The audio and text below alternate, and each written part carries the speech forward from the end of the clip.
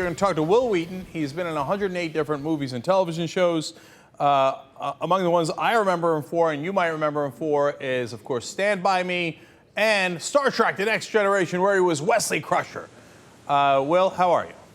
I'm very well, thanks. How are you? Great. I know you're a solid liberal, and I know you care a lot about SOPA. We're going to talk about that in a second. But I got to tell you, my group of friends and I would get together and watch Star Trek: The Next Generation. You probably get this all the time. But one of our favorite things was when you were on the bridge and Picard would say, "Get the boy off the bridge." I don't know why, but we just love that. Of all the things that you've done, how big is Star Trek? Is that the thing that people know you for most? Well, Star Trek is a global phenomenon that really goes across a number of generations. I have met a number of people that I've turned 40 this year. I've met a lot of people that are my age who grew up watching it with their parents, and it was an extremely important part of their childhoods. I've met a lot of engineers and scientists who chose their field because they were Star Trek fans. But I've also been really lucky to be part of some things that really fundamentally have kind of changed the way entertainment works, like Felicia Day's web series, The Guild. And my attachment to the Guild and my attachment to new media and my belief in the democratizing, egalitarian nature of the internet is one of the things that has led me to be such a passionate opponent of what I think is some real misguided legislation efforts. Right, and the Guild is huge, and so I love that you were a part of that as well. So let's talk about SOPA then, because you hear people like Bill Maher saying, "Hey, you know what? Piracy is a bad thing, so I'm in favor of SOPA." Danny Goldberg. Yeah, right. Bill Maher prefaced that by saying, "I have no idea what this is, and I haven't really paid attention to it, but that's not going to stop me from having an incredibly misinformed opinion." I generally like Bill Maher, but I thought that was so profoundly irresponsible and, quite frankly, stupid. Yeah, to me, the devil's in the details, right? Because Danny Goldberg's a thoughtful liberal. He's a guy who's involved in the music industry for a long time. He even ran Air America briefly. He wrote a big op-ed in The Nation, and that was later put on CBS News as well. And, Will, they keep saying, well, you don't understand. It's theft to take this material and to watch it, etc. I know you've had to deal with that as well, but aren't they missing the point that that isn't the problem? The problem is what's actually in the bill?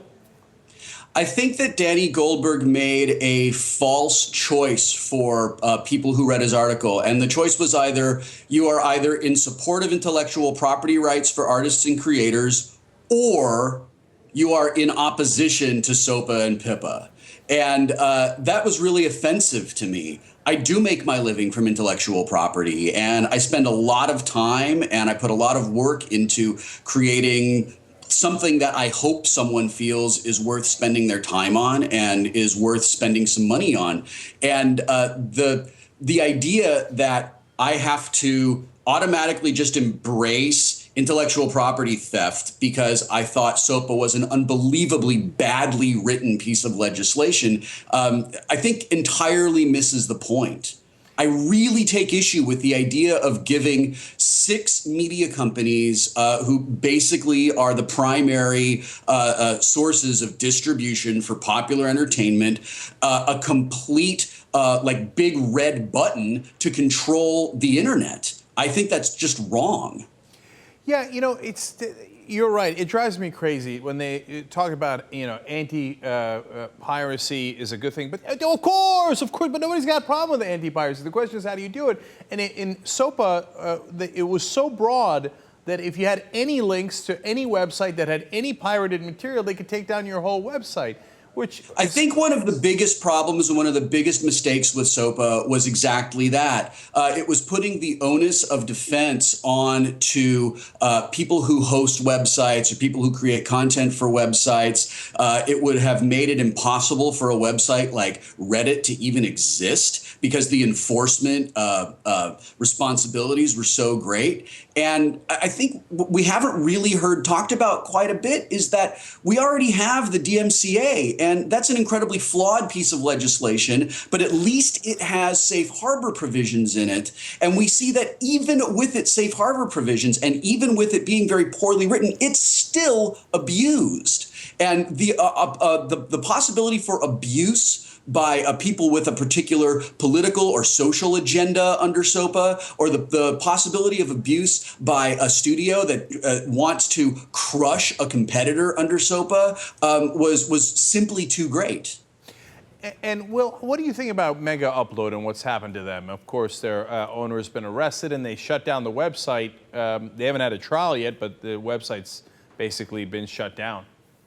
The indictment is pretty damning. If you read the indictment, it looks pretty bad.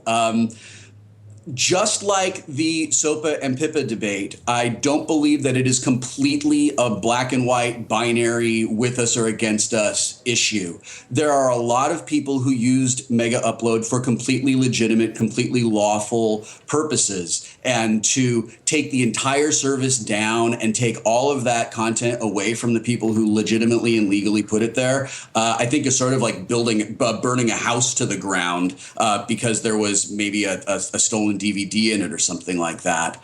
It seems like the people that ran it were sort of dirtbags. But it also illustrates to me that we don't necessarily need this legislation that Chris Dodd and the MP2A and RI2A were trying to rush through Congress with absolutely no debate, because the American government was able to reach across the world, shut down a website, and arrest and detain the people who were running it. Seems to me like their efforts to shut down on what they perceive as intellectual property theft is sort of proceeding without a whole lot of difficulty for them. Right. I guess one of the other issues that I had with that, and I share, like, let me put it this way. I don't have an opinion on the people who ran Megaupload. I don't have an opinion on Megaupload. I would need greater clarity on that and expertise on that to know, and you'd probably have to just sit on the jury to find out if what they did was wrong or not, right? But I'm bothered that they shut down the website preemptively before we've got an adjudication of guilt. And then second of all, the prosecutors, 5 of them, including the lead prosecutor, are guys who used to work in the software industry, or in a trade group actually, trying to fight anti-piracy. So they come over from the business interests, and then they go into the Department of Justice and do the exact thing that the business interests wanted in getting rid of Megaupload. Now, even if Megaupload winds up being guilty, I'm worried about the precedent that sets that, hey, you know what? If you want to send your guys over to the Department of Justice and shut down competitor websites that you don't like, you could do it. And by the time the trial's over, does that site even exist if it turns out they're innocent? I think it speaks to a larger fundamental problem that I have with our political system and with the American government in particular at this point in history. We have people from industry who have financial interests that are really, they're okay to have when you're in industry, coming into government and using the power and reach and resources of government to basically continue what they were doing when they were in private industry. And I personally believe that government should serve the public interest and provide a check against the private interest. And seeing people do this sort of thing, I agree with you, sets a terrible, terrible precedent. I'm really glad that this issue of SOPA and PIPA, and I think it's going to happen in the very near future with ACTA, have riled up an incredible amount of people who were maybe politically non-engaged until this started, and has shown people that we really, we in the 99%, really have to throw ourselves on the levers of power and say, like, enough is enough. This cozy relationship between government and business has so corrupted the core of what it means to be an American that we have to rise up and stop that. There's more of us than there are of them. And seeing the internet, which we all have taken for granted, threatened, I hope will keep people agitated and keep people engaged. All right, Wil Wheaton, it's a pleasure to see a smart, progressive actor trying to bring a little bit more education to the public on important issues like this. Love to have you back on the show to talk about other topics too. Thanks for joining us today on The Young Turks.